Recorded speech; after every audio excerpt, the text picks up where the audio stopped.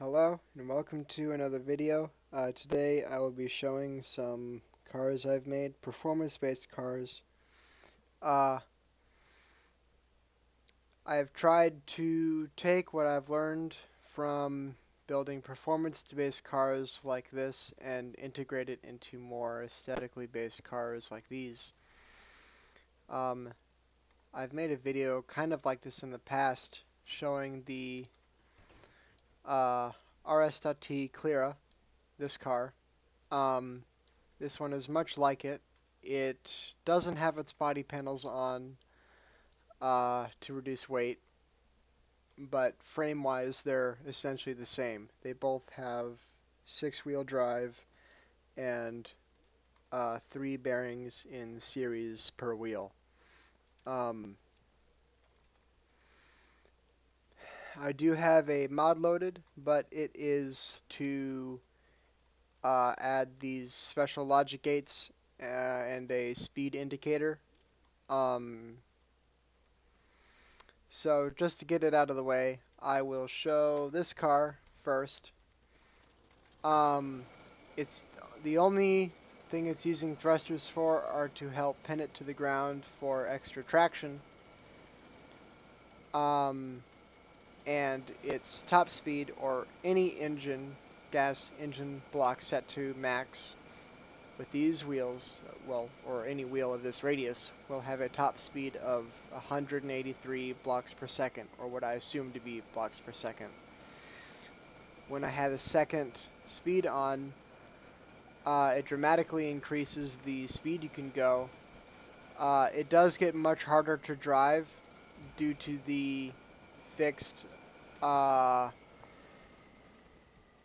more or less fixed behavior of the wheels or the steering primarily, how uh, you can't easily change the radius, the turning radius, or the turning speed. Um, It can be fairly hard to drive in laggy conditions, but aside from all of that, um,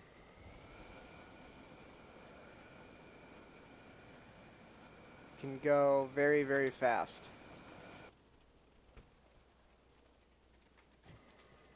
Um, and that was really the main goal of this, to be a fast car and to handle well. With its body panels on, it can get up to about the same speed, although the acceleration is a bit worse. Well, I mean, obviously because it's heavier, it has those body panels on. Um, and Well, yeah, primarily just because it's heavier. These cars, uh, this is a rear-wheel drive setup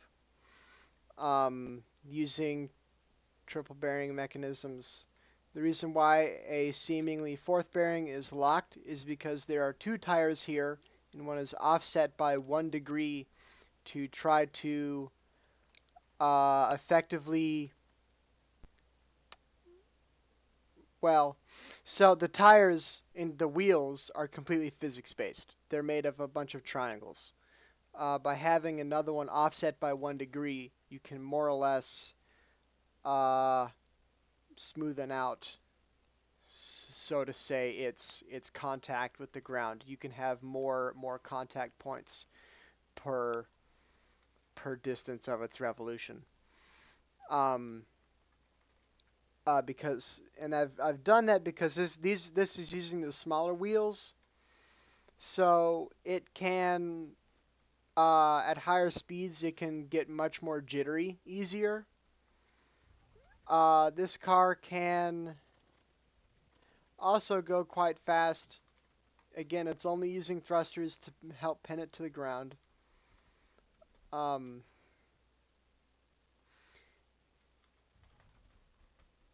if you excuse me, I can make a display here showing the speed of the car.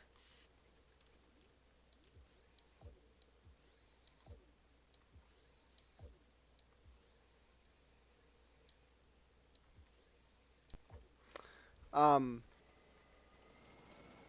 so again, baseline for the smaller wheels, only 108 with extra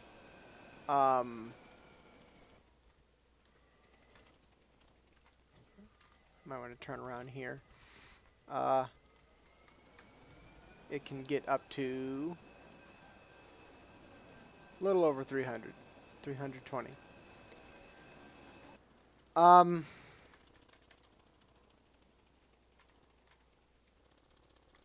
it being a somewhat more sporty car, again, I've tried to design it to be very aesthetically well made, um, and retain a lot of the good characteristics and attributes of a nice car, including it being able to flip over. Um, this, not as fast. It's right now it's only set up to be a single bearing setup, but if you disconnected the front wheels and reset up the rear wheels, you can have a double bearing. So not quite as fast, but still faster if you want it to be. Um, one is the headlights, two, three blinkers, four is the hood. Um, oh, another thing I should mention. Both of these cars, they don't use springs.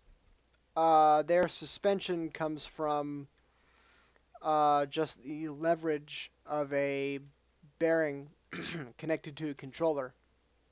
The reason why I'm not using springs, it's not because of space constraints. I mean, that's one thing, I guess, but it's primarily because of the issue with rotational forces produced by these springs. um, uh, Longtime players of this game will know that if you have a block on the end of a spring and you try and push it to the side, it will induce a very strong rotational force. Um, and if you have a car that uses springs, like a somewhat tall car, like this old thing, um, these those rotational forces can come into play and add rotational forces that would otherwise not be there. Now, it's really easy to flip this over, primarily because it has four-wheel steering, but nonetheless, these rotational forces do exist and uh, on these, and they can make it much easier for these cars to flip over. Um, and likewise, this car um, is using the same thing, is using this form of damping. Um, really, all of my cars these days use um, damping based off of this. My rally cars actually use a. Well, let me load one in.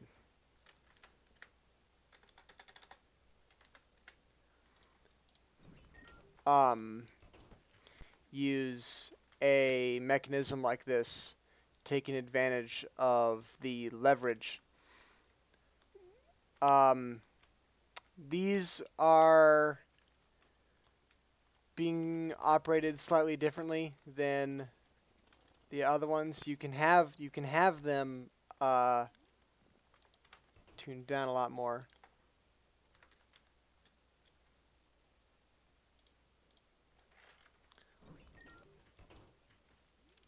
Like this. No, this isn't the other one. This. Um, the suspension is about the same. I thought it was a bit softer on this one, but one very important characteristic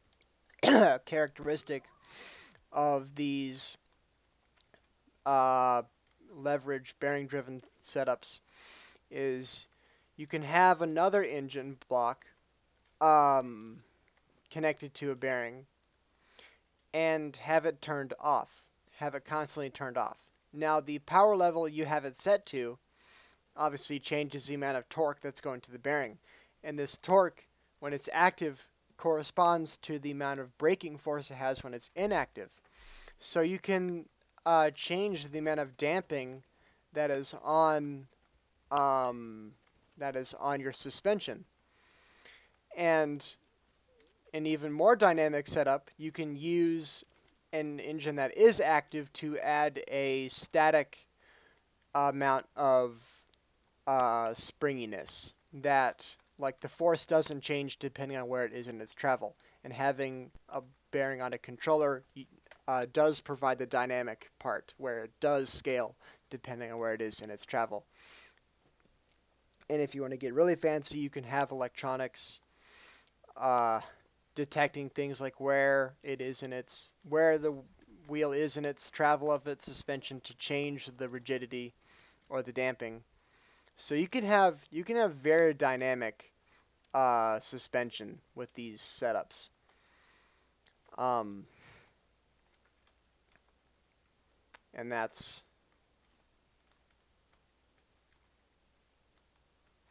guess that's all.